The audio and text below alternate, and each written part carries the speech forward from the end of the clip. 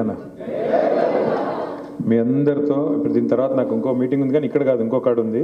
కానీ మీ అందరితో చివరి దాకా ఫోటో దిగినాకనే పోతుంది. ఆ విషయంలో మీకు పెద్దలు జిల్లా పార్టీ అధ్యక్షులు గౌరవనీయులు శ్రీ రేగా కాంతారావు గారు, గౌరవనీయులు మన మాజీ చీఫ్ విప్ హనుమకొండ మాజీ శాసనసభ్యులు పెద్దలు వినయ్ భాస్కర్ గారు, గౌరవ శాసన మండలి సభ్యులు పెద్దలు రాష్ట్ర పార్టీ జనరల్ సెక్రటరీ గారు గౌరవనీయులు శ్రీ తక్కలపల్లి రవీంద్రరావు గారు, సీనియర్ నాయకులు భద్రాచలం, అదేవిధంగా పూర్వాశ్రమంలో కమ్యూనిస్ట్ పార్టీలో కూడా చాలా సీనియర్ నాయకులు అన్నగారు రాంప్రసాద్ గారు, పెద్దలు 2014లో ఆనాడు మన పార్టీ తరఫున అభ్యర్థిగా అక్కడ నించున్న గౌరవనీయులు శ్రీ రామకృష్ణ గారు.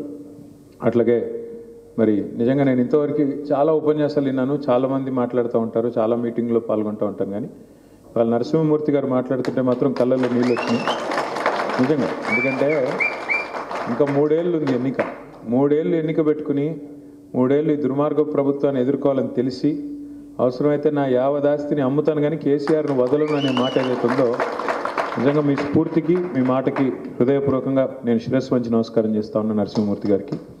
అట్లాగే సోదరులు మాజీ జెడ్పీటీసీ మాజీ ఎంపీపీ బుచ్చన్న గారు, సత్యం గారు, సునీల్ గారు, అట్లాగే లక్ష్మక్క, రాముడు, తాతారావు గారు, అట్లా కృష్ణారెడ్డి గారు, రామ్మూర్తి గారు, పేరు పేరున వేదిక ఎవరన్నా మిస్ అయినా రాంబాబు గారు, మన్నించాలి రాంబాబు గారు, పేరు పేరున అందరికీ, అదేవిధంగా ముందున్న మా ఆడపడుచులకి, మా అన్నదమ్ములకి పేరు పేరున హృదయపూర్వకంగా నమస్కారం, హృదయపూర్వకంగా స్వాగతం.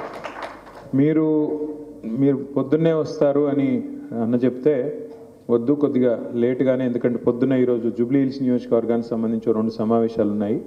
అక్కడ ఉప ఎన్నిక రాబోతూ ఉంది. మాగంటి గోపీనాథ్ గారు అకాల మరణం చెందడం వల్ల ఉప ఎన్నిక వస్తుంది కాబట్టి దానికి సంబంధించి కొన్ని సన్నాహక సమావేశాలు చేసుకోవాలి. ఎందుకంటే హైదరాబాద్లో మళ్ళీ కొద్దిగా ఈవినింగ్ అయిందంటే దొరకరు కాబట్టి ముందే ఈ కార్యక్రమం కంప్లీట్ చేసుకుని ఇక్కడికి వస్తా అని చెప్పిన కొద్దిగా ఆలస్యంగా వచ్చిన, దాదాపు 1.5-2 గంటలు ఆలస్యంగా వచ్చిన. చాలా ఓపికగా ఎదురు చూసిన మీ అందరికీ హృదయపూర్వక ధన్యవాదాలు, హృదయపూర్వకంగా మరి నమస్కారాలు, స్వాగతం. ఎన్నికలు జరుగుతుంటాయి, ఎన్నికల్లో ఒకరు గెలుస్తారు, ఒకరు ఓడిపోతారు, అధికార మార్పిడి జరుగుతుంది, ఒక ప్రభుత్వం అధికారంలోకి వస్తుంది, ఒక పార్టీ అధికారంలోకి వస్తుంది, ఇంకో పార్టీ పోతుంది. ఇవన్నీ రొటీన్గా శరామామూలుగా జరిగే కార్యక్రమాలు. అయితే మన పార్టీది ప్రత్యేకమైన పరిస్థితి. భారతదేశంలో ఇవాళ జాతీయ రాజకీయ వ్యవస్థ మొత్తం చూసినట్టయితే ఎన్నో పార్టీలు ఉన్నాయి. జాతీయ స్థాయిలో ఉన్న పార్టీలు మరి కాంగ్రెస్ కావచ్చు, బీజేపీ కావచ్చు, కమ్యూనిస్ట్ పార్టీలు కావచ్చు, ఇంకొంతమంది కావచ్చు, వాళ్ళు ఉన్నారు. మరొక వైపు ప్రాంతీయ పార్టీలుగా ఉన్న పార్టీలు కొన్ని ఉన్నాయి. ఒక్కసారి చరిత్ర పుటల్లోకి వెనక్కి తిరిగి చూస్తే మన పార్టీ పరిస్థితి ప్రత్యేకమైన ఎందుకంటున్నా అంటే, అసలు తెలుగువారంటూ ఉన్నారు అని ప్రపంచానికి చాటిన వ్యక్తి ఖచ్చితంగా నందమూరి తారక రామారావు గారు ఆనాడు పెట్టిన తెలుగుదేశం పార్టీ. అట్లాగే తెలంగాణ వాడంటూ ఒకడున్నాడు అని చెప్పి మళ్ళీ ఒకసారి చాటింది మన నాయకుడు కేసీఆర్. మన ప్రత్యేకమైన అస్తిత్వం తెలంగాణకు ఉంది. ఖచ్చితంగా మరి దగాపడ్డ తెలంగాణ ప్రత్యేక రాష్ట్రంగా ఏర్పడి తీరాలి అనే సంకల్పంతో, ఒక ఉదాత్తమైన ఆశయంతో పోరాటం మొదలుపెట్టి మొక్కవోని ధైర్యంతో 14 ఏళ్ళు పోరాటం చేసి చివరికి చావు నోట్లో తలబెట్టి తెలంగాణ తెచ్చిన ధీరుడు కేసీఆర్ గారు. మరి అట్లాంటి నాయకుడి చేతుల్లోనైతేనే తెలంగాణ భవిష్యత్తు భద్రంగా ఉంటుందనే ఉద్దేశంతో ప్రజలు కూడా మనకి 9.5 ఏళ్ల పాటు అవకాశం ఇచ్చారు, 10 ఏళ్ల పాటు అవకాశం ఇచ్చారు. అవకాశం ఇచ్చిన తర్వాత మనం ఏం చేశాము అవన్నీ కూడా మీకు తెలుసు. నేను మళ్ళీ చరిత్ర చరణం అన్నట్టు ఎక్కువగా చెప్పను, కానీ కొన్ని చెప్పే ప్రయత్నం చేస్తాను. 14 ఏళ్ళు ఉద్యమ పార్టీగా, దాదాపు 10 ఏళ్ళు ఒక అధికార పార్టీగా, గత 2 సంవత్సరాలు ప్రతిపక్ష పార్టీగా, ఇట్లా ఒక ప్రత్యేకమైన పార్టీ మంది. ఎందుకంటే మిగతా అన్నీ కూడా ఎట్లా చూస్తే మీరు అయితే అధికార పార్టీగా లేకపోతే ప్రతిపక్ష పార్టీగా 2 పాత్రలు మాత్రం పోషిస్తారు. కానీ 14 ఏళ్ళు ఉద్యమం చేసి, ఆనాడు పెద్దలు చెప్తారు, మీరు అందరూ భద్రాద్రి రాముడు కొలువు ఉన్న కాడి నుంచి వచ్చారు కాబట్టి చెప్తా ఉన్నాను, రాముడికి కూడా తప్పలేదు 14 ఏళ్ళు వనవాసం. ఆ తర్వాత చివరికి పట్టాభిషేకం జరిగింది, కేసీఆర్ గారికి జరిగినట్టుగానే పట్టాభిషేకం జరిగింది. తప్పకుండా మళ్ళీ ఈ తాత్కాలికమైన ఇబ్బంది ఏదైతే ఉందో, తాత్కాలికంగా వచ్చిన ఈ కష్టం ఏదైతే ఉందో, ఇది తొలగిపోయే రోజులు ఎక్కువ దూరం ఏం లేదు. ఇది నేను ఇంత ధీమాగా ఇంత కాన్ఫిడెంట్గా ఎందుకు చెప్తా ఉన్నా అంటే, జీవితంలో అప్పుడప్పుడు చెడును అనుభవిస్తేనే మంచి విలువ తెలుస్తుంది. జీవితంలో ఎప్పుడైనా ఏ మనిషికైనా కూడా దుఃఖం అనుభవిస్తేనే సుఖం విలువ తెలుస్తుంది. చీకటిని చూస్తేనే వెలుగు విలువ అర్థమవుతుంది. అట్లాగే ఆకలిని చూస్తేనే అన్నం విలువ కూడా తెలుస్తుంది. అట్లాగే గాడిదలను చూస్తేనే గుర్రం విలువ కూడా తెలుస్తుంది. నేను ఎవరి గురించి అంటున్నానో మీకు అర్థమైందని నేను అనుకుంటాను. ఎందుకంటే ఇదే ప్రజలు మన తెలంగాణ బిడ్డలే.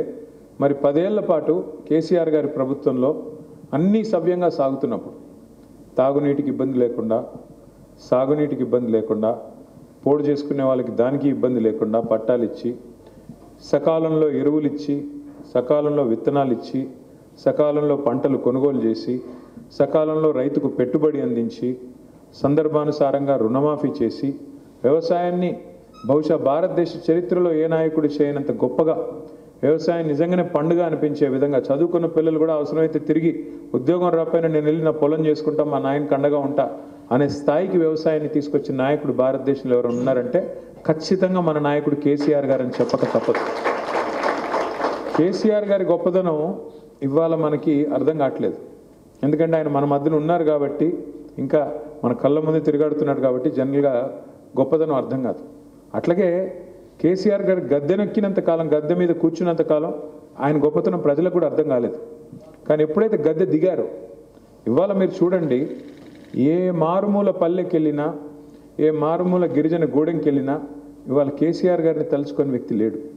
మీరు చూడండి, కావాలంటే ఎక్కడికైనా వెళ్ళండి, ఎవరి ముందన్నా ఒక మైకు పెట్టండి. ఎట్లా ఉంది పరిస్థితి అంటే ఇవాళ కొంతమంది ఏమో సరే మన ఓట్లు వేసిన వాళ్ళు ఏమో బాధపడుతున్నారు, అయ్యో మేము ఓట్లు వేసినా కూడా ఈ ప్రభుత్వం రాలేదు, కొంతమంది పిచ్చోళ్ళు వేరేలాగా చేశారు, పాపం అమాయకులు మోసపోయారు కాంగ్రెస్ చేతిలో అని వాళ్ళు బాధపడుతున్నారు. మన కోట అయిన వాళ్ళు ఇంకా ఎక్కువ బాధపడుతున్నారు. మీరు చూసే ఉంటారు ఈ మధ్యన కొన్ని వీడియోలు, కాంగ్రెస్ కోట వేసినందుకు నా చెప్పుతో నేను కొట్టుకుంటున్నాను అయ్యా అని చెప్పి తీసి చెప్పుతో కొట్టుకుంటున్నారు కొంతమంది. జీవితంలో మళ్ళీ వేయను అనే మాట కూడా మాట్లాడుతూ ఉన్నారు. ఇది వాస్తవం. ఇదేది మనం ఎక్కడో కల్పించింది కాదు, మనం ఏదో రైతులకో ఇంకొంతమందికో మనం సృష్టించిన కృత్రిమమైన ఒక వాతావరణం కాదు. ఎందుకు వచ్చింది మరి ఇంత వేగంగా మార్పు మార్పు మార్పు మార్పును ఉదరగొట్టారు కదా. ఇప్పుడు నిజమైన మార్పు ఇప్పుడు కనబడుతుంది. నిజంగా చెప్పాలంటే రేవంత్ రెడ్డి గారు నిజానికి ఆయన తప్పు కాదు. కాంగ్రెస్ పార్టీ నైజమే మోసం, కాంగ్రెస్ పార్టీ నైజం పునాది మోసం. ఆయన కాకపోతే చాలా మంచివాడు, నిజాయితీ గల మోసగాడు రేవంత్ రెడ్డి గారు. సో ఆయన నిజాయితీగా మోసం చేశాడు, ఆయన తప్పేం లేదు. ఆయన ఎన్నికల ముందే చెప్పాడు, ఏం చెప్పాడు, చాలా స్పష్టంగా చెప్పాడు, ప్రజలు మోసగాళ్ళనే నమ్ముతారు, అందుకే మేము మోసం చేస్తాం. ఎందుకంటే నిన్ను మోసం చేయాలి అంటే ఫస్ట్ నువ్వు నమ్మించాలి, నమ్మితేనే కదా మోసం జరిగేది. అందుకే ఏమన్నాడు రేవంత్ రెడ్డి గారు, నేను ఖచ్చితంగా మోసం చేసే వాళ్ళని ప్రజలు నమ్ముతారు కాబట్టి నమ్మిస్తాం, మోసం చేస్తాం, గొంతుకొస్తాం అని ముందే చెప్పాడు. తప్పు మనది, బీఆర్ఎస్ పార్టీ కార్యకర్తలది, మనది. అంటే మీ భద్రాచలం వాళ్ళది కాదు, మిగతా 9 నియోజకవర్గాలు మీ ఉమ్మడి జిల్లాలో ఉన్న వాళ్ళు వాళ్ళది. ఎందుకంటే చెప్పుకోలేకపోయాం, పినపాక వాళ్ళు చెప్పుకోలేకపోయారు, అశ్వరావుపేట వాళ్ళు చెప్పుకోలేకపోయారు, కొత్తగూడెం వాళ్ళు చెప్పుకోలేకపోయారు, ఇల్లందోళ్ళు చెప్పుకోలేకపోయారు. ఏమని అరిచేతిలో వైకుంఠం చూపెడుతూ, అరిచేతిలో స్వర్గం చూపెడుతూ ఇది చేస్తాం, అది చేస్తాం, పొడి చేస్తాం, ఇష్టం వచ్చిన మాటలు చెప్తుంటే అది కాదు స్వామి, సాధ్యం కాదు, వాళ్ళు చెప్పేది కేవలం ఓట్ల కోసం దొంగ మాటలు చెప్తున్నారు అని ప్రజల్ని ఆ భ్రమల్లోంచి వాళ్ళు సృష్టిస్తున్న ఒక కృత్రిమమైన భూతల స్వర్గం లాంటి వాతావరణం నుంచి మనం బయటికి తీసుకొని రాలేకపోయినాం. తప్పు మనది, ప్రజలకు నిజం చెప్పలేకపోయాం. ఆ రోజు ఇదే కాంగ్రెస్ పార్టీ 1 కాదు 2 కాదు 420 హామీలు ఇచ్చి, అందులో 6 గ్యారంటీలని మళ్ళీ ప్రత్యేకంగా కార్డులు పంచి, అఫిడవిట్లు రాసి, ఇంటింటికి కార్డులు పంచి 100 రోజులు భద్రంగా పెట్టుకోండి, 100 రోజుల లోపలే మేము ఇది ఇస్తాం అది ఇస్తాం అని చెబుతున్నప్పుడు, అరే ఈ దొంగ కార్డులు, వీళ్ళు దొంగ పార్టీ వీళ్ళు అని మనం చెప్పినా నమ్మలేని ఒక అపనమ్మక పరిస్థితిలోకి ప్రజల్ని తీసుకొని పోయారు. ఇందులో మన పాత్ర చాలా ఉంది, మన నాయకుడు తప్పులేదు. కేసీఆర్ గారు ఒక సొంత ఇల్లు నిర్మాణం చేసుకుంటే ఎంత తదేక దీక్షతో కట్టుకుంటామో, ఒక్కొక్క ఇటుక పేర్చుకుంటూ కట్టుకుంటాం, అట్లా ఈ కొత్త రాష్ట్రమైన తెలంగాణ మనం కష్టపడి తెచ్చిన రాష్ట్రం, వేల మంది పిల్లలు చచ్చిపోతే వచ్చిన రాష్ట్రం, ఎన్నో త్యాగాలతో వాళ్ళ రక్తంతో పునీతమైన రాష్ట్రం ఇది. అట్లాంటి రాష్ట్రంలో పునాది బలంగా పడాలి అనే ఉద్దేశంతో చాలా కష్టపడి, చాలా ఆలోచనతో 10 సంవత్సరాలు ప్రభుత్వం మీద దృష్టి పెట్టాడు తప్ప ఆయన రాజకీయం మీద దృష్టి పెట్టలేదు. ఇందాక రామకృష్ణ గారు నరసింహమూర్తి గారు మాట్లాడుతున్నారు, మనం కూడా పింక్ బుక్ పెట్టాలని. మనం నిజంగానే ఏమైనా చేయాలి, తొక్కేయాలి ప్రతిపక్షాన్ని అనుకుంటే 10 ఏళ్లలో మనం ఒక్కడు కూడా ప్రతిపక్ష నాయకుడు మళ్ళీ బయట తలెత్తుకుని తిరిగే పరిస్థితి లేకుండా చేసే అవకాశం మనకు ఉండింది. కానీ ఉదార స్వభావంతో చివరికి నోట్ల కట్టలతో దొరికిన రేవంత్ రెడ్డి గారిని కూడా ఉదారంగా సరే పోన్లే వాడి పాప నాడిపోతాడు అన్నట్టుగా పెద్దగా మనం పట్టించుకోలేదు. పోనీలే జీవించు నువ్వు అన్నట్టు, నువ్వు బతుకు ఇంకోని బతుకు నువ్వు అన్నట్టుగా మన పాటికి మనం పనిచేసుకుంటూ పోయాము. ప్రజలకి ఏం చేయాలని ఆలోచించాం. రైతుకి ఏం చేయాలి, గిరిజనులకు ఏం చేయాలి, మహిళలకి ఏం చేయాలి, దళితులకి ఏం చేయాలి, పిల్లలకి ఏం చేయాలి, యువతకి ఏం చేయాలి, ఈ రకంగా పోయాం తప్ప యాదవులకి ఏం చేయాలి, అదేవిధంగా గౌడ సోదరులకి ఏం చేయాలి, ఇట్లా కుల వృత్తులను ఎట్లా కాపాడాలి, పరిశ్రమలు ఎలా తేవాలి, హైదరాబాద్ని ఎట్లా పెంచాలి, పల్లెలు ఎట్లా బాగు చేయాలి, పట్టణం ఎట్లా బాగు చేయాలి, పర్యావరణం ఎట్లా బాగు చేయాలి, ఈ తపనతో పనిచేసాం తప్ప సొంత ఇంటి కోసం పనిచేసినట్టు పనిచేసాం తప్ప ఒక దీక్షలాగా తపస్సులాగా ఎన్నడూ రాజకీయం మాత్రమే లక్ష్యం, ఇంకో 30 ఏళ్ళు ఉండాలి, 40 ఏళ్ళు ఉండాలి అధికారం, ఆ ఆశయంతో పనిచేయలేదు. ఇక్కడ ఒక తప్పు మాత్రం జరిగింది. ఒక్క చిన్న విషయంలో మిస్టేక్ జరిగింది నా వల్ల. ఇది మన నాయకుడి వల్లనో పార్టీ వల్లనో కాదు, నా వల్ల వ్యక్తిగతంగా. ఎందుకంటే ప్రభుత్వం చేసే మంచి పనులు అల్టిమేట్గా ప్రజలకు ఎవరు చెప్పాలి? మన పార్టీ కార్యకర్తలు చెప్పాలి. ఆ పార్టీ నిర్మాణంలో కానీ పార్టీతో నిరంతర సంభాషణలో కానీ కొంత లోపం ఏదైతే వచ్చిందో డెఫినెట్గా దాని బాధ్యత వర్కింగ్ ప్రెసిడెంట్గా నేను తీసుకోవాలి. అదేవిధంగా నాతో పాటు మా సహచర శాసనసభ్యులు తీసుకోవాలి. ఎందుకు? ఒక చిన్న ఎగ్జాంపుల్ నేను మీకు చెప్తాను. 6.5 లక్షల రేషన్ కార్డులు ఇచ్చాం మనం. 6,47,800 రేషన్ కార్డులు ఇచ్చాం మనం 9.5 ఏళ్లలో. కానీ అవతల కాంగ్రెస్ పార్టీ కార్యకర్త నుంచి మొదలు పెడితే కాంగ్రెస్ పార్టీ అధ్యక్షుడి దాకా ఒక్క కార్డు ఇవ్వలేదు అని కాకిగోల చేస్తుంటే కనీసం ఒక్కరమన్నా దాన్ని సరిచేసి కాదయ్యా 6.5 లక్షల కార్డులు ఇచ్చాము, ఆ కార్డుల పంపిణీలో ఇప్పుడున్న డిప్యూటీ సీఎం, ఆ రోజు ఉన్న సిఎల్పి లీడరు బట్టి విక్రమార్క గారు మదిరలో కూడా కార్డులు పంచాడు. ఇదే పొంగులేటి శ్రీనివాసరెడ్డి గారు ఆ రోజు మన పార్టీలో ఉన్నప్పుడు 3.5 లక్షల రేషన్ కార్డులు ఇస్తున్నందుకు మన కేసీఆర్ గారికి నా హృదయపూర్వకమైన అభినందనలు అంటూ ఆయన సోషల్ మీడియాలోనే పోస్టింగులు పెట్టాడు. మరి ఇవాళ వాళ్ళే ఇక్కడ మంత్రివర్గంలోకి వచ్చి మళ్ళీ సిగ్గు లేకుండా అబద్ధాలు చెప్తున్నారు అంటే దానికి కారణం ఒకటే కదా. మనం ఆ రోజు చాలా నిర్లిప్తంగా ఉండడం, ఉదాసీనంగా ఉండడం, ఆ రోజు వాళ్ళు అబద్ధాలు ప్రచారం చేస్తుంటే కూడా దాన్ని తిప్పికొట్టాలనే సోయి లేకుండా కొంత అతి విశ్వాసంతో ఉండడం వల్లనే నష్టం జరిగింది తప్ప నాయకుడు లోపం కాదు. నాయకుడు కింద ఉన్న మేము, ఎమ్మెల్యేలుగా ఉన్న మేము, పార్టీ నిర్మాణంలో ఉన్న మేము మీకు చెప్పలేదు ఇలా జరుగుతుందని. రెండోది, ప్రభుత్వంలో కూడా ఒక చిన్న తప్పు ఉంది మన వైపు నుంచి. రేషన్ కార్డులు ఇవ్వడం ఏదో బృహత్ కార్యం అని మనం అనుకోలేదు.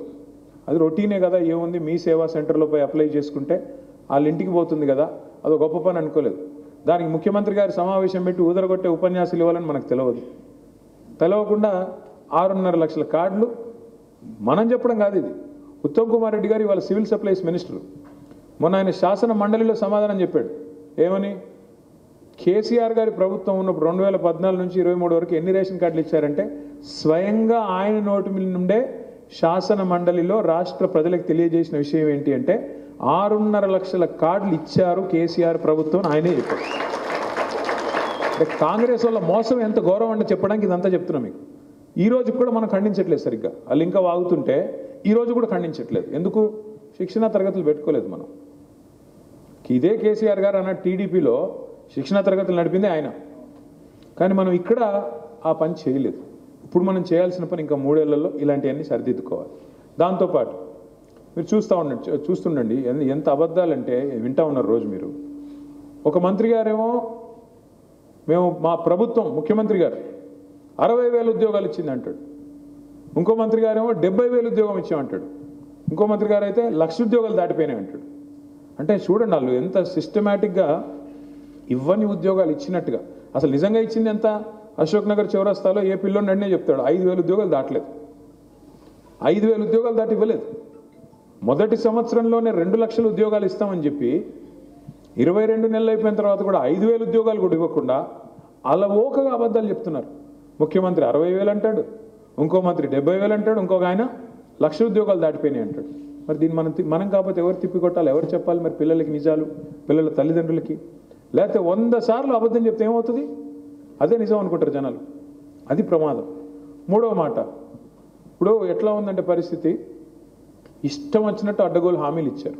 అడ్డగోలుగా ఏం కావాలి మీకు? మీ ఇంటి ముందు చంద్రుని కట్టేయమంటావు, కట్టేస్తా పో నా ఓటే. కేసీఆర్ 10,000 ఇస్తున్నాడా, నేను 15,000 ఇస్తా.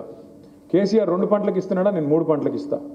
కేసీఆర్ గారి ఇంట్లో ఒక ముసలమ్మకో ముసలయ్యకో పెన్షన్ ఇస్తున్నాడు, నేను ఇద్దరికీ ఇస్తా. కేసీఆర్ 2,000 ఇస్తున్నాడా, నేను 4,000 ఇస్తా. కేసీఆర్ ₹1,00,000 ఇస్తున్నాడా, నేను తులం బంగారం ఇస్తా దాని మీద నుండి. ఇట్లా నోటి కొంత వస్తే అంత, ఎంత నోరు ఎటు ఎటు నరం లేని 4 ఇష్టం వచ్చినట్టు తిప్పారు. నోటికి వచ్చింది చెప్పారు. ఆడపిల్లలకి స్కూటీలు అన్నారు, విద్యా భరోసా కార్డులు అన్నారు. ఇవాళ కార్డు ఎత్తేసారు. మొత్తానికి ఏమంటున్నారు, డబ్బులు ఎక్కడి, డబ్బులు లేవు. ఇదే బట్టి విక్రమార్క గారిని ఎలక్షన్లకు ముందు టీవీ వాళ్ళు అడిగారు, ఏమయ్యా మరి మీరు ఇష్టం వచ్చినట్టు చెప్తున్నారు, మరి మీ కాడ పైసలు ఉన్నాయా, యాడ్ నుంచి వస్తాయి ఇన్ని, మీరు చెప్పేదంతా లెక్క కూడితే 4-5 రాష్ట్రాల బడ్జెట్తో సమానంగా ఉంది, ఎట్లా వస్తుందా అంటే ఆయన డైలాగ్ కొట్టాడు. ఏముందండి, మా కాంగ్రెస్ పార్టీని శంకిస్తున్నారా, 125 సంవత్సరాల చరిత్ర కలిగిన పార్టీ మాది. మేము కేసీఆర్ లాగా బక్కగాలేము, అందరం దొడ్డుగా పెద్దగా ఉన్నాం. ఎంతంటే అంత సంపద సృష్టిస్తాం, సృష్టించి పేద ప్రజలకు పనిచేస్తాం. మాకు 125 సంవత్సరాల అనుభవం ఉంది, అపారమైన అనుభవం కలిగిన పార్టీ కాంగ్రెస్ పార్టీ. మాకు తెలీదా, మేము ఎన్ని రోజులు అధికారం వెలగబెట్టాం అని డైలాగులు కొట్టి ఊదరగొట్టి మొత్తానికి ప్రజల్లో ఒక విశ్వాసం కల్పించి చివరికి అబద్ధాల పునాదుల మీద వాళ్ళు అధికారంలోకి వచ్చారు. వచ్చిన తర్వాత ఈరోజు ఏంటి పరిస్థితి, వాళ్ళకి తెలుసు, చెప్పింది అబద్ధాలు, ఇచ్చినవి దొంగ హామీలు, నోటికొచ్చింది వాగారు. అధికారంలోకి వస్తామని వాళ్ళు కూడా అనుకోలేదు, ఏదో వాగాలి కాబట్టి వాగారు. వచ్చి పడ్డారు, తంతే గారెల బుట్లో పడ్డట్టు వచ్చి పడ్డారు. పడ్డానికి ఏం చేయాలి ఇప్పుడు తప్పించుకోవడానికి? కేసీఆర్ అప్పులు పాలు చేశాడు, మొత్తం అప్పులు పాలు అయిపోయింది, నాశనం అయిపోయింది రాష్ట్రం, అందుకే మేము ఇవ్వలేకపోతున్నాం అని కుంటి సాకులు ఎత్తుక్కొని ఈరోజు తప్పించుకునే ప్రయత్నం చేస్తూ ఉన్నారు. ఇది ఎట్లా ఉంది అంటే, వెనకటికి ఎవడో మొహం బాగాలేకపోతే అద్దం పగలు కొట్టాడంట. ఆడ ముఖం బాగాలేదు, ఆడెళ్ళి అద్దం పగలు కొట్టాడు. ఏంద్రా అంటే నా ముఖం బాగా కనబట్లేదు అన్నాడంట. అట్లే నీళ్ళ పరిస్థితి కూడా, నడపడం చేత కాదు, ప్రభుత్వాన్ని నడిపే తెలివి లేదు, ప్రజలకు ఎట్లా సంపద పెంచి సంపద పంచాలి అనే విషయంలో అవగాహన లేదు. ఎందుకంటున్నాను ఈ మాట అంటే బాధతో అంటున్నాను. మీరు ఆలోచించండి జాగ్రత్తగా. కేసీఆర్ గారి ప్రభుత్వం ఉన్నప్పుడు ప్రపంచంలో ఎన్నడూ ఎదుర్కొని ఒక ఉపద్రవం ఎదుర్కొన్నాం మనం. కరోనా రూపంలో వచ్చింది. ఎవడన్నా కలలో అనుకున్నాడా మూతికి బట్ట కట్టుకొని ఇంట్లో కూర్చునే రోజులు వస్తాయని? 2-3 నెలలు చివరికి మొత్తం వ్యాపారాలు బంద్, అన్ని బంద్, నోరు మూసుకుని ఇంట్లో కూర్చున్న పరిస్థితి. అందరూ ఎక్కడ వాళ్ళు అక్కడ బతికితే బలసాకు తినొచ్చు అని ఇంట్లో కూర్చున్న పరిస్థితి. మొత్తం దాదాపు 2 ఏళ్ల పాటు ప్రభుత్వానికి ఆదాయం లేదు, బయట కొనేది లేదు, అమ్మేది లేదు, వ్యాపారం లేదు. ఏం లేకపోతే ప్రభుత్వానికి ఆదాయం ఎక్కడి నుంచి వస్తుంది? లేదు కదా. కానీ ఏ ఆదాయం లేకపోయినా, దమ్మిడి ఆదాయం లేకపోయినా, ఆ రోజు తెలంగాణలో రైతు బంధు ఆగిందా, పెన్షన్లు ఆగినాయా, కళ్యాణ లక్ష్మి ఆగిందా, షాదీ ముబారక్ ఆగిందా, రైతు బీమా ఆగిందా, పేద ప్రజల సంక్షేమ కార్యక్రమాలు ఏ ఒక్కటన్నా ఆగిందా, రైతుకు సంబంధించిన ధాన్యం కొనుగోలు ఆగినాయా, మంచినీళ్ళు ఆగినాయా? ఎందుకు ఆగలేదు మరి? ఎందుకంటే కేసీఆర్ కిట్ ఆగిందా? ఏది ఆగల అంటే, నిన్నెవరో మిత్రుడు చెప్తున్నాడు, మనిషికి ఉండాల్సింది కండ కాదు, శరీరంలో కండ కాదు, గుండె ఉండాలి. ఆ గుండె ఉన్న నాయకుడు కేసీఆర్. గుండె ధైర్యం, ఆ గుండె నిండా ధైర్యం ఉన్న నాయకుడు కేసీఆర్. దమ్మిడి ఆదాయం లేకపోయినా పేదలను ఎట్లా కాపాడుకోవాలో కడుపులో పెట్టుకుని తెలిసిన నాయకుడు కేసీఆర్. కాబట్టే ఆదాయం 0 అయినా అద్భుతంగా రాష్ట్రాన్ని కరోనా టైంలో కూడా సంక్షేమ కార్యక్రమాన్ని ఆపకుండా, అభివృద్ధి కార్యక్రమాలు ఆపకుండా, హైదరాబాద్లో మేము మొత్తం కరోనా టైంలో మొత్తం బంద్ ఉంటే మొత్తం ఫ్లైఓవర్లు వేసుకున్నాం, మొత్తం రోడ్లు వేసుకున్నాం. టైం ఎందుకంటే మాకు దొరకదు, హైదరాబాద్లో 6 గంటలకు మించి రోడ్ వేయడానికి టైం ఉండదు. కానీ అప్పుడు ఏంటి 24 గంటల టైం దొరికింది మాకు. టక మొత్తం కరోనా నుంచి బయటకు వచ్చేసరికి కొత్త రోడ్లు కనబడే పరిస్థితి తెచ్చాం. అట్లా అభివృద్ధి ఆగలేదు, సంక్షేమం ఆగలేదు, అడ్వాంటేజ్ తీసుకున్నాం. ఒక ఉపద్రవాన్ని కూడా అడ్వాంటేజ్గా తీసుకొని ఎలా నడపాలో చూపెట్టారు కేసీఆర్ గారు. ఆ రోజుల్లో మీకు గుర్తుండాలి, కేసీఆర్ గారు సాయంకాలం 6 గంటలకు ప్రెస్ మీట్ పెడుతున్నారంటే అందరూ టీవీల ముందు కూర్చునేవాళ్ళు. ఆంధ్రాలో, తెలంగాణలో, ప్రపంచంలో తెలుగువాడు ఎక్కడున్నా టీవీ ముందు వచ్చి కూర్చున్నట్టు. కేసీఆర్ గారు చెప్తున్నారంటే ధైర్యం వస్తుంది. ఇంటే ఆయన పెద్ద ఆయన మాట్లాడతారంటే ఒక ధైర్యం, ఏం కాదులే ఆయన చెప్పాడంటే మంచి జరుగుతుంది అని ఒక ధైర్యంతో టీవీల ముందు చూసేవాళ్ళు, ఇండియాకి పాకిస్తాన్ క్రికెట్ మ్యాచ్ చూసినట్టుగా. ఇది వాస్తవం. ఇవాళ ఈయన పరిస్థితి ఏంటి? మనం ఎంతోమంది గొప్ప గొప్ప ముఖ్యమంత్రులను చూసాం, మంచి వాళ్ళని చూసాం, మన కళ్ళ ముందే. ఎన్టీ రామారావు గారిని చూసాం, తర్వాత చంద్రబాబు నాయుడు గారిని చూసినాం, తర్వాత రాజశేఖర రెడ్డి గారిని చూసాం, తర్వాత రోసయ్య గారిని చూసాం, కిరణ్ కుమార్ రెడ్డి గారిని చూసాం, తర్వాత కేసీఆర్ గారిని చూసాం. ఎంతమంది నా కళ్ళ ముందు నేను చూసిన వాళ్ళని చెప్తాను. నాకంటే పెద్దలు చాలామంది ఉన్నారు, ఇంకెక్కువ మంది చూసుంటారు మీరు. కానీ నేను ఇలాంటి ముఖ్యమంత్రిని మాత్రం జీవితంలో చూడాల.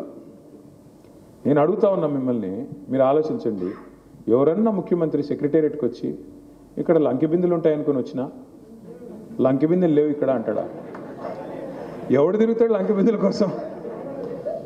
ఎవడు చూస్తాడు లంకె బిందుల కోసం? నిజానికి దొంగలు. ఏం మాటలు అవి నాకు అర్థం కాదు. ముఖ్యమంత్రి అయిన తర్వాత కూడా నీ గుడ్లు బీకి గోటీలు ఆడతా, నీ పేగులు తీసుకొని మెడలు వేసుకుంటా. మరి ఇదేం భాష నాయన, నాకు అర్థం కాదంటే నువ్వు గుడ్లు బీకి గోటీలు ఆడతావా, పేగులు తీసి మెడలు వేసుకుంటావా, ఏమనాలి ఇట్లాంటి వాడిని? ఇంకా ఘోరం ఏంటంటే ఇప్పుడు ఈ రూమ్లో ఉన్న వాళ్ళల్లో, ఈ హాల్లో ఉన్న వాళ్ళల్లో ఏ ఒక్కరన్నా అప్పు లేని వాళ్ళు ఎవరన్నా ఉన్నారా? ఉంటే ఎవరన్నా చేయలేపండి చూద్దాం. నరసింహమూర్తి అన్న నీకు కూడా అప్పు ఉందా? ఉందంట ఆయనకు కూడా పాపం. అంతో ఇంతో అన్న బాగున్నాడేమో అనుకుని ఆయనకు కూడా అప్పు ఉందంట. అప్పున్నా, అప్పు చేసి పప్పు కూడా తిన్నా, లోపల బనీన్కు పొక్కలున్నా, మీది నుంచి మాత్రం పైకి వెళ్ళి మాత్రం మంచి అంగి వేసుకుంటాం లేదా? పైకి వెళ్ళి మాత్రం కడక్ అంగి వేసుకొని ఊపర్ షేర్వాని అందరు పరేషాని అన్నా కూడా బిల్డప్ మాత్రం తగ్గొద్దు. ఎందుకంటే అప్పున్నా మళ్ళీ అప్పు పుట్టాలి కదా. పుట్టాలంటే ఏం చేయాలి? కొద్దిగా పైకి అంగి మాత్రం మంచిగా వేసుకోవాలా లేదా? లేకపోతే ఎవడిస్తాడు అప్పు మనకి? మళ్ళీ ఎవడన్నా అట్లా ఆలోచిస్తాడా లేదా? మన ముఖ్యమంత్రి ఎట్టున్నాడు? ఇప్పుడు కుటుంబ పెద్ద ముఖ్యమంత్రి అంటే రాష్ట్రానికి కుటుంబ పెద్ద. ఆయన ఎట్లున్నాడు? తెల్లారు లేస్తే నా రాష్ట్రం సంకనాకపోయింది, నా రాష్ట్రం దివాలా తీసింది, నా రాష్ట్రం అప్పుల పాలైపోయింది, మా రాష్ట్రం క్యాన్సర్ రోగి, మా రాష్ట్రం ఎయిడ్స్ పేషెంటు. ఇదే ముఖ్యమంత్రి మాట్లాడే మాట. నేను ఢిల్లీ పోతే ఎవడు అపాయింట్మెంట్ ఇట్లేదు, చెప్పులు దొంగతనం చెప్తానే భయపడుతున్నారు. ఇలాంటి ముఖ్యమంత్రి ఎప్పుడైనా చూసినామా? రోషయ్య గారు ఉన్నప్పుడు ఆయన కూడా చెప్పేటోడు ఎక్కడున్నాయా పైసలు అనేటోడు, అంతేగాని ఈయన అనేటోడు కాదు. ఆయన ఎక్కడున్నాయా పైసలు, ఎక్కడున్నాయి అనేవాడు. ఇంకా ఘోరం ఏంటంటే వీళ్ళే కదా బిల్డప్ ఇచ్చింది. 100 రోజులు 6 గ్యారంటీ, అటు సూర్యుడు ఇటు పొడిసిన 6 అయినా మేము ఇది చేస్తాం అది చేస్తాం డైలాగ్ కొట్టింది ఇల్లు కదా. ఆయన పట్టుకొని ఏమయ్య రేవంత్ రెడ్డి గారు మరి 100 రోజుల్లో చేస్తా అన్నావు కదా, 600 రోజులైంది, ఎక్కడ పోయినాయి నీ గ్యారంటీలు అంటే ఏం చేస్తారా? ఆయన కోసుకొని తింటారా? ఎవడు కోసుకొని తింటాడు? నేను ఏమైనా సేపువా, జామకాయవా, లేదా మామిడి పండువా? ఎందుకు కోసుకొని తింటారు? నేను నాకు అర్థం కాదు. అంటే ఇలాంటి తిక్కలోడు నా జీవితంలో నేనైతే చూడలేదు. ప్రజలు కూడా అందుకే మీరు చూస్తే ఇంత తొందరగా ఒక ముఖ్యమంత్రి మీద, ఒక ప్రభుత్వం మీద కోపం వచ్చింది, రివర్స్ అయింది. బహుశా చరిత్రలో భారతదేశంలో ఎక్కడ జరగలేదు. మీరు చూడండి, నేనేదో ఆషామాషిగా చెప్పట్లేదు. ఒక సామాన్యుడి ముందు యూరియా బస్తా కోసం లైన్లో నిల్చున్న సామాన్యుడి ముందు గొట్టం పెడితే ఎట్లా ఆక్రోషిస్తున్నారు, ఎట్లా తిడుతున్నారు. ముఖ్యమంత్రి అనే భయం లేదు, ప్రభుత్వం అనే భయం లేదు. మరి అసలు ఫోన్ వచ్చింది, ఇప్పుడు కృష్ణారెడ్డికి ఆడవాడు ఫోన్ చేశాడని నేను టెన్షన్ పడుతున్నాడు పోలీసుడు. వాళ్ళు సామాన్యుడు అసలు భయం కూడా పడట్లేదు. ముఖ్యమంత్రి అయితే ఎవడైతేనని చెప్పి ఎంట్రికతో సమానం అన్నట్టు చూస్తున్నారు వాస్తవం చెప్పాలంటే. అసలు నాకు తెలుగు భాషలో ఎన్ని తిట్లు ఉంటాయని కూడా తెలియదు. ఎన్ని తిట్లు స్వామి. ఇంకోడైతే ఇంకోటి మామూలు మనిషి అయితే ఓ బకెట్లో నీళ్లు తోడుకొని దుంకి చచ్చిపోదును అన్ని తిట్లు. ఏదో రేవంత్ రెడ్డి కాబట్టి నడిచిపోతుంది, ఆయనకి అట్లాంటి ఏం లేవు, ఆయనకి అలవాటు అయిపోయింది పాపం. ఎందుకు చెప్తున్నా ఇదంతా అంటే మనకు ఎక్కువ టైం ఏం లేదు మళ్ళీ తిరిగి రావడానికి. ప్రజలు ఇవాళ స్పష్టంగా మళ్ళీ కోరుకుంటున్నారు మార్పు. ఏం మార్పు కోరుకుంటున్నారు? ఖచ్చితంగా కేసీఆర్ తిరిగి రావాలి, తెలంగాణ మళ్ళీ పట్టాలు ఎక్కాలి, తెలంగాణ మళ్ళీ అభివృద్ధి సంక్షేమ బాటలో మళ్ళీ నడవాలి అని కోరుకుంటున్నారు. సరే, మధ్యలో మీ ఎమ్మెల్యే ఆటలో అరటిపోయాడు, ఆయనదే ఉందిలే పాపం. కానీ ఇక మా కాంతారావు అనేమో ఆయన పోయాడు పోలేదు, ఇంకా బతికే ఉన్నాడు. మా కాంతన్న అంటున్నాడు, మళ్ళీ ఇంకొకరు అంటున్నారు పోయలేదు స్వామి, ఆయన ఉన్నాడు, ఆయన డాక్టరు, ఆయన 4 గోళీలు వేసుకొని బతికే ఉంటాడు, ఆయన ఎడబోతాడు. కానీ పార్టీలోంచి పోయాడు, ఏం పర్లేదు, పోయాడు. కానీ ఇప్పుడు విచిత్రం ఏంటంటే రాష్ట్రంలో పరిస్థితి ఎంత విచిత్రంగా ఉందంటే 10 మంది మన వాళ్ళు ఎమ్మెల్యేలు పోయారు. మరి టీవీ వాళ్ళు పోయి అడుగుతున్నారు ఏ పార్టీలో ఉన్నావా అని. మొన్న ఆయన కడియం శ్రీధర్ చెప్తున్నాడు అడ్డదిడ్డంగా, ఏ పార్టీలో ఉండాలో ఆ పార్టీలో ఉన్నా. నాకు అనిపించింది, ఇప్పుడు మీ కొడుకు మీ పిల్లోడు ఉంటాడు, మీరు సాయంత్రం ఎక్కడో బయటికి పోతున్నా అమ్మ అంటాడు, నాన్న అంటాడు, పోతాడు. 10:30కి ఇంకా ఇంటికి రాలేదు. మీరు ఫోన్ చేశారు, అరే ఎక్కడున్నారా అని అడిగారు. నేను ఎక్కడుండాలో అక్కడే ఉండా అన్నాడు అనుకో. దవడ మీగలు ఒకటి పీకాలనిపించదు. ఇలా అతి తెలివి ఎక్స్ట్రా యాక్టింగ్లు. పోయారు చెప్పిసావచ్చు కదా, అంత భయం ఎందుకు? చెప్పు దమ్ముంటే నేను పోయాను కాంగ్రెస్లోకి, ఎదుర్కొంటా ఉప ఎన్నికని మొగాడు అయితే రా చూసుకుందాం భద్రాచలంలో.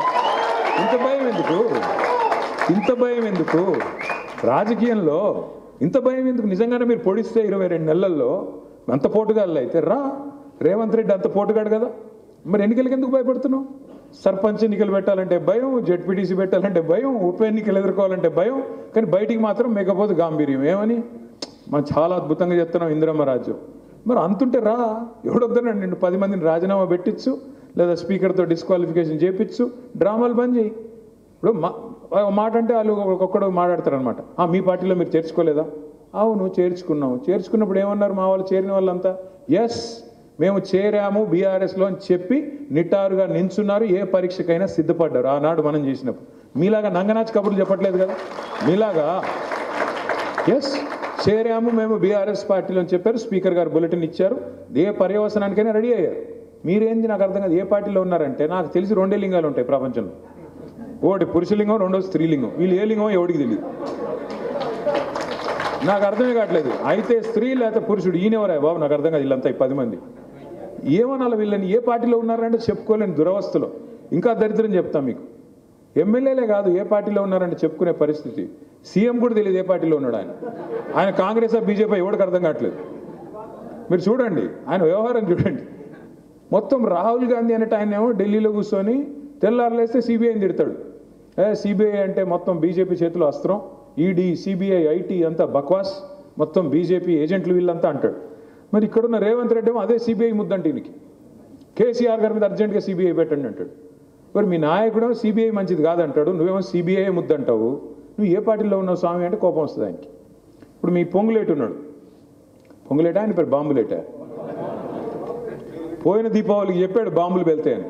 ఈ దీపావళి కూడా ఇక ఆయన బిల్డప్ పెద్ద అడిమారి గుడ్డి దెబ్బలు ఆయన కూడా గెలిచిపోయి ఆయన పెద్ద ఇదిలాగా ఖమ్మం జిల్లా ఇది అది. ఈసారి ఆయన గెలుస్తాడో నేను కూడా చూస్తా. ఆయన గెలుస్తాడో పాలర్లో నేను కూడా చూస్తా. నేనేమంటా అంటే తంతే గారెల బుట్టులో పడ్డట్టు ఒక్కసారి ఏదో లక్కీ లాటరీ తగిలితే దానికే పొంగిపోతే దానికే ఇంకా చాలా పెద్దోడిని ఆయన ఊహించుకుంటే ఎవరికైనా ప్రజాస్వామ్యంలో మర్చిపోకూడని అంశం ఏంటంటే అల్టిమేట్గా ప్రజలు. మన తలరాత రాసేది, మన విధిరాత రాసేది ప్రజలు. నువ్వు అహంకారంతో నీలిగితే, అహంకారంతో ఎగిరెగిరి పడితే ఎక్కడ పెట్టాలో అక్కడే పెడతాడు. అది కూడా పెద్ద ఆయన కేసీఆర్ గారిని పట్టుకుని మర్చిపోయి ఇంగితం లేకుండా నోటికి వచ్చినట్టు మాట్లాడుతున్నాడు. ఆయన ఒక్కడే కాదు ప్రతి ఒక్కడు కాంగ్రెస్లో. టైం వస్తుంది ప్రతిదానికి. ఇదే పొంగులేటి శ్రీనివాసరెడ్డి గారిని నేను అడుగుతా ఉన్నా ఈరోజు మీ అందరి సమక్షంలో అడుగుతా ఉన్నా. సరిగ్గా ఇదే సెప్టెంబర్ మాసంలో పోయిన సంవత్సరం 2024 సెప్టెంబర్ 27 అనుకుంటా ఆ రోజు పొంగులేటి గారి ఇంటి మీద ఈడీ రైడ్ అయింది. సరిగ్గా సంవత్సరం అయింది. ఆ రోజు టీవీల్లో బ్రేకింగ్లు. పొంగులేటి గారి ఇంట్లోకి నోట్ల కట్టలు పెట్టి నోట్లని లెక్క పెట్టే మెషిన్లు పోతున్నాయని చెప్పి వరుసగా 2 మెషిన్లు పోయినాయి, 3 మెషిన్లు పోయినాయని టీవీలో ఉదరగొట్టే బ్రేకింగ్లు కూడా వచ్చినాయి. కావాలంటే మీకు పంపిస్తా చూసుకోండి. చూశారు కదా. కానీ ఇప్పుడు ఎన్ని పైసలు దొరికినాయి ఎవడు చెప్పట్లేదు. అదో బ్రహ్మరహస్యం. ఈడీఓడు బయటికి రాడు చెప్పడు, పొంగులేటి నోరు మెదపడు. ఏం జరిగిందంటారు మరి? ఎవడితో కుమ్మక్కయ్యాడు? మళ్ళీ పొంగులేటి గారు బీజేపీతో కుమ్మక్కయ్యాడా, లేదా రేవంత్ రెడ్డి గారు కుమ్మక్కులో ఈయన భాగస్వామి అయ్యాడా? ఎవడితో ఉన్నాడండి ఈ రాష్ట్రంలో? బయటకు వచ్చి నోటికి వచ్చినట్టు వాగుతారు. మనము బీజేపీ ఒకటని వాగుతాడు ఒకడు కాంగ్రెస్ వాడు. ఎవడితో ఉన్నాడు? సిబిఐ సంకనాకుతుంది మీరు. పొంగులేటి గారి మీద ఈడీ రైడ్ అయితే కాళ్ళు పట్టుకున్నారా? మరి బీజేపీలో కలుస్తామని మాట ఇచ్చారా? ఇప్పటికీ కేసు పెట్టకుండా కాళ్ళు పట్టుకొని ఆపాడుకుంటుంది మీరు. మాకేం కర్మ నాకు అర్థం కాదు. పెట్టుకో, ఏం కేసు పెట్టుకుంటావో చూసుకుంటామని చెప్పి ఈరోజు ఎదుర్కొంటున్నది మనం. 2 ఏళ్లలో ఎన్ని కేసులు పెట్టారు మా మీద?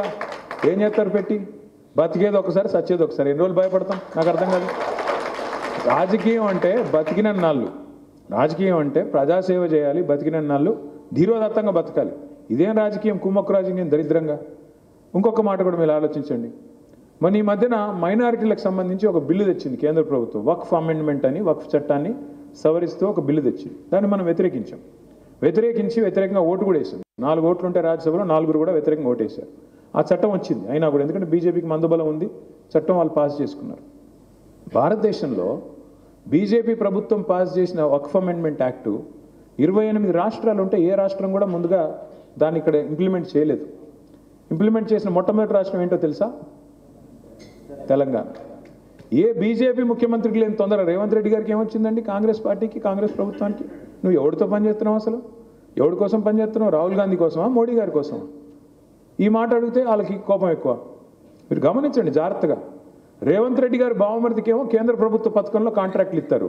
1137 కోట్ల కాంట్రాక్ట్. సుజన్ రెడ్డి అని వాళ్ళ బావమరిది. ఆయనకి అంటే కాంగ్రెస్ ముఖ్యమంత్రి బావమరిదికి కేంద్ర ప్రభుత్వ పథకంలో కాంట్రాక్ట్ వస్తుంది. ఇంకో బీజేపీ ఎంపీ గారికి రేవంత్ రెడ్డి గారు ఇక్కడ కాంట్రాక్ట్ ఇస్తారు. ఎవరితో చేతులు కలుపుకున్నాడు? ఎవరిని మోసం చేస్తారు మీరు? అందుకే నేను అనేది, ఈ రాష్ట్రంలో మీరు ఒకటే గుర్తుపెట్టుకోండి, వాళ్ళిద్దరి లక్ష్యం ఒకటే. కాంగ్రెస్ బీజేపీ లక్ష్యం ఒకటే. తెలంగాణకున్న ఒకే ఒక్క గొంతుక, నిటారైన నిఖార్సైన గొంతుక కేసీఆర్. దాన్ని ఖచ్చితంగా ఫినిష్ చేయాలన్నది వాళ్ళ టార్గెట్.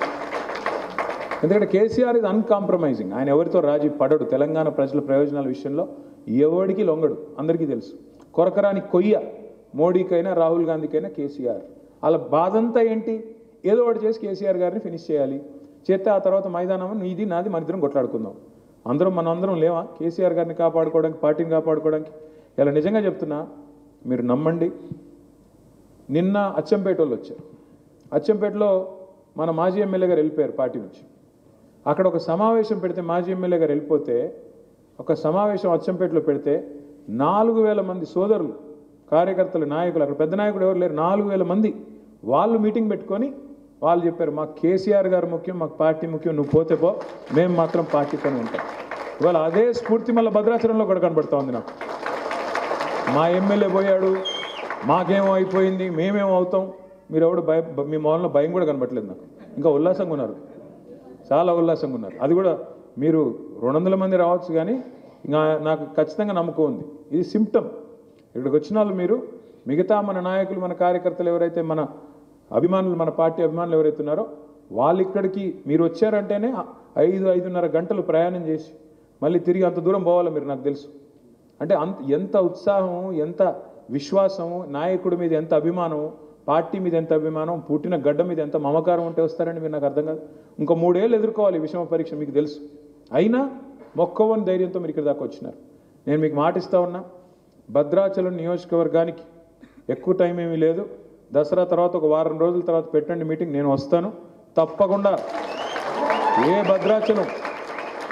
ఏ భద్రాచలంలో అయితే మీ ఎమ్మెల్యే ద్రోహం చేసిపోయాడో, ఏ రాముడి మీద ఒట్టేసి అయితే మరి ఆయన మాట తప్పాడో, ఖచ్చితంగా అదే రాముడి సాక్షిగా కాంగ్రెస్ పార్టీని బొందబెట్టడానికి మనందరం కూడా కష్టపడి పనిచేద్దామని చెప్పి నేను విజ్ఞప్తి చేస్తాను. ఖచ్చితంగా మోసం చేసిన వాడికి తప్పకుండా శిక్ష పడాల్సిందే. ఇంకోటి మీరు గుర్తుపెట్టుకోండి, ఇందాక అన్న మాట్లాడుతూ ఒక మాట అన్నారు, రాంప్రసాద్ గారా లేకపోతే రామకృష్ణ గారా మూర్తి గారా, ఖచ్చితంగా 3-4 జెడ్పీటీసీలు గెలుస్తామని. 3 కృష్ణారెడ్డి ఇందాకంటే నా ఫోన్ చూపెట్టి నాకు పోలీసు వాడు ఫోన్ చేసాడని. ఎక్కువ టైం పట్టదు తమ్ముడు, మీరేం టెన్షన్ పడొద్దు. మీరు లోకల్ బాడీస్లో ఇదే స్ఫూర్తితో ఉంటే, మీరు ఇట్లాగే వాజేడు, వెంకటాపురం, చెర్ల, భద్రాచలం, దుమ్ముగూడెం మీరు కొట్టారనుకో, జెడ్పీటీసీలు, ఎంపీపీలు చచ్చుకుంటూ ఇదే పోలీసు వాళ్ళు మీ చుట్టూ తిరిగి సల్యూట్ కొట్టే రోజు ఎక్కువ దూరం లేదు. చచ్చుకుంటూ అదే వస్తుంది, వాళ్ళే వస్తారు. అన్నా నన్ను మీ ఎమ్మెల్యే గారి దగ్గరికి, మీ కేటీఆర్ గారి దగ్గరికి తీసుకెళ్ళండి, కొద్దిగా మీ కాంతారావు గారి దగ్గర తీసుకెళ్ళండి, ఎందుకంటే రేపు మళ్ళీ గవర్నమెంట్లో కొద్దిగా నాకు మంచి పోస్టింగ్ ఇవ్వ, నన్ను కొద్దిగా ఇప్పుడు నేను మీకు సహకరిస్తాను, రేపు మీరు నాకు సహకరించండి అని చెప్పి లోపల మీతోనే సెట్టింగ్లు పెట్టుకుంటారు. కలెక్టర్లు, గిలెక్టర్లు అందరూ మీ చుట్టూ తిరిగే రోజు ఎక్కువ టైం లేదు, అయిపోయింది. Honeymoon period of Congress party is over. ప్రజలు ఎవడు నమ్మట్లేదు. ఇప్పుడు ఆడేమైనా చేద్దామంటే కూడా ఆయన నమ్మేటోడు కూడా ఎవడు లేడు. ఎందుకంటే ప్రజలకు అర్థమైపోయింది ఈ కేసు ఉత్తి కేసే, ఇదంతా ఉత్త మాటలు తప్ప, సౌండ్ ఎక్కువ తప్ప లోపల ఏం విషయం లేదు, అంతా ఉత్తిదే. అసలు ఎన్ని అబద్ధాలు చెప్పారు, 2,500,000 ఇస్తా అన్నాడు. నేను మన సూర్యాపేట పోయినా, నేను మన నాయకుడు ఒకడికి కొత్తగా పెళ్ళయింది, పెళ్ళికి పోలేదు కాబట్టి ఇంటికి రమ్మంటే ఇంటికి పోయా. ఇంటికి పోతే వాళ్ళ అమ్మగారని పరిచయం చేశాడు తీసుకొచ్చి. మా అమ్మగారు అన్న అంటే నమస్తే అమ్మ అని, బాగున్నారా, ఆరోగ్యం బాగుందా, అది ఇదని అడిగి, ఎట్లా ఉన్నారు మరి, కొత్త కోడలు ఎట్లా ఉంది అన్న. ఏం కోడలే అయ్యా అన్నది. అమ్మ ఇదేంటమ్మా ఇట్లాంటిది అమ్మ అని చెప్పి, ఏమైందమ్మా అన్న. ఏముందా, కొత్త కోడలు వస్తే 2,500 వస్తాయి అనుకున్నా, రాలేదుగా ఓరి అని. తర్వాత అమ్మాయి ఇంకా గడుస్తుంది, కోడలి పిల్ల. అమ్మాయి వచ్చింది, ఆ మాట విన్నది, అమ్మాయి వచ్చింది. మీకు కూడా 4,000 వస్తాయి అనుకున్నా, మీకేమైనా వచ్చినాయా అని. అంటే అత్తాకోడళ్ళ పంచాయతీ, రేవంత్ రెడ్డి గారి వల్ల అత్తాకోడళ్ళ పంచాయతీ కూడా కొత్త అన్నీ వస్తూ ఉన్నాయి. సో ఇవాళ రాష్ట్రంలో ఫలానా వర్గం సంతోషంగా ఉంది అని మీకు చెప్పడానికి ఏదీ లేదు. ఆటో డ్రైవర్ సంతోషంగా లేడు, రియల్ ఎస్టేట్ చేసేవాళ్ళు సంతోషంగా లేరు, రైతులు సంతోషంగా లేరు, మహిళలు సంతోషంగా లేరు, యువత సంతోషంగా లేదు. ఎవడు సంతోషంగా ఉన్నాడో నాకే తెలియదు. ఉంటే గింటే ఏమన్నా మీ తెల్ల వెంకట్రావు ఉన్నాడేమో, కానీ ఎవడైతే లేడు. ఆయనకు కూడా రావాల్సింది రాలేదా, ఆయనకు కూడా రావాల్సిందేదో రాలేదంట, నాకు తెలియదు. కానీ సరే, నేనేమంటానంటే, నేను అనేదల్లా మీకు ఒకటే, మనము ఇవాళ మన పార్టీలో 2 రకాల వ్యక్తులు ఉన్నారు. ఇవాళ తేలిపోయింది అది కూడా. ఏమని, ఇప్పుడు ఏ పార్టీలో అయినా 2 రకాల వ్యక్తులు ఉంటారు. ఒకటి సిద్ధాంతము, నాయకత్వము, అల్టిమేట్గా ఒక స్వాభిమానంతో పోరాటవాదులుగా ఉండేవాళ్ళు ఒక సెక్షన్. రెండవది తమ స్వార్థం చూసుకునే అవకాశవాదులు రెండో సెక్షన్. అవకాశవాదులందరూ పార్టీని వదిలిపెట్టి వెళ్ళిపోయారు కాబట్టి క్లీన్ అయింది మన పార్టీ కూడా, మంచిగా నీట్గా క్లీన్ అయిపోయింది. ఇప్పుడు స్పష్టంగా మనకు కూడా అర్థమైంది. కుండ పగిలితే పగిలింది కానీ కుక్క బుద్ధి తెలిసిందని. ఇప్పుడు ఎవరు ఎట్లాంటి వాళ్ళో, ఎవరు మన కష్టంలో నిలబడి మనతో ఉన్నారో, ఎవరైతే అవకాశవాదంగా ఉన్నారో తెలిపోయింది. కాబట్టి మనకి ఏమీ భయం లేదు. తెలంగాణ అనే రాష్ట్రం ఉన్నంత కాలం, ఎందుకంటే బయట ఎవడెవడేది వాగుతూ ఉన్నాడు, వాళ్ళకు కూడా చెప్పాలి మనం. తెలంగాణ అనే రాష్ట్రం ఉన్నంత కాలం గులాబీ జెండా ఎగురుతూనే ఉంటుంది, ఖచ్చితంగా నిటారుగా నిలబడే ఉంటుంది, తెలంగాణ ప్రజల గొంతుకై ప్రతిధ్వనిస్తూనే ఉంటుంది. ఈ విషయంలో కేసీఆర్ గారు మనందరికీ నేర్పిన సిద్ధాంతం ఒకటే, ఈ రాష్ట్ర ప్రయోజనాలు మన ప్రజల ప్రయోజనాలే మనకి పరమావిధి తప్ప ఇంకో ఏ ఎజెండా కూడా మనకి లేదు. కొట్లాడుతూనే ఉందాం, పోట్లాడుతూనే ఉందాం, ప్రజల పక్షాన గిరిగీసి బరిలో నించుందాం. మనకి మంచి రోజులు వస్తాయి, స్థానిక సంస్థలతోనే వస్తాయి, ఎక్కువ టైం కూడా అక్కర్లేదు మీకు, అది కూడా చెప్తున్నా. తర్వాత ఉప ఎన్నిక తప్పదు. వీళ్ళు ఎన్ని పిల్లి మొగ్గలు వేసినా, ఎన్ని స్టంట్లు చేసినా, నాలుకని ఎన్ని రకాలుగా మడత పెట్టినా తప్పించుకునే స్కోప్ లేదు. అడ్డంగా దొరికిన దొంగలు వీళ్ళే కదా టీవీల ముందు పోయి ఇకిలిచ్చుకుంటూ చెప్పారు మేము కాంగ్రెస్ పార్టీలో చేరామండి అని. అవన్నీ వీడియోలు ఉన్నాయి, ఏడనో పోలే. ఆ వీడియో జడ్జి గారు ముంగట పెడితే ఆయన అంటాడు తీసవతలు పడేయండి. కాబట్టి ఎక్కువ టైం ఏం లేదు, 6 నెలల 9 నెలల భద్రాచలంలో ఉప ఎన్నిక వస్తుంది. మీలోంచి ఒకరే ఎమ్మెల్యే అవుతారు. మీ భద్రాచలం మీ జిల్లాలోంచే మీ నియోజకవర్గం నుంచి ఎమ్మెల్యే అవుతారు. తప్పకుండా మళ్ళీ గెలిపించాల్సింది మీరే, పోరాటం చేయాల్సింది మీరే. రేపటి రోజున తిరిగి మన నాయకుడు కేసీఆర్ గారిని ముఖ్యమంత్రి అయ్యేదాకా పట్టువదలని విక్రమార్కుల్లాగా అందరం కూడా, పట్టువదలని విక్రమార్కుడు అంటే బట్టి విక్రమార్కు కాదు, పట్టువదలని విక్రమార్కుల్లాగా అందరం గట్టిగా పోరాడదాం, ముందుకు పోదాం. తప్పకుండా మీ అందరి ఆశీస్సులతో తిరిగి మంచి రోజులు వస్తాయని చెప్పి బలంగా విశ్వసిస్తూ పనిచేద్దాం. మీకు మాట ఇచ్చాను నేను, చివరి మనిషి దాకా ఫోటో దిగిపోతానని. కాతో పని చేద్దాం, ఓ పద్ధతిలో ఇట్లా పోదాం. ఫస్ట్ లేడీస్ అయిపోయినండి, ఆ తర్వాత మిగతా వాళ్ళందరం పోదాం. ఫస్ట్ లేడీస్ అయిపోయినండి, ఆ తర్వాత మీ ఇష్టం, మీరు ఎట్లా అంటే అట్లా. జై తెలంగాణ, కేసీఆర్ గారి నాయకత్వం, కేసీఆర్ గారి నాయకత్వం. చిన్న రిక్వెస్ట్ సార్ ఒక్క నిమిషం సార్ భద్రాచలం నియోజకవర్గంలో 100 కిలోమీటర్లు 2 సంవత్సరాల నుంచి రోడ్లు లేవు, 3 బ్రిడ్జీలు కూలిపోయినాయి. అది ఒక్కసారి మీరు స్పందించాలి సార్. అక్కడికి వచ్చినప్పుడు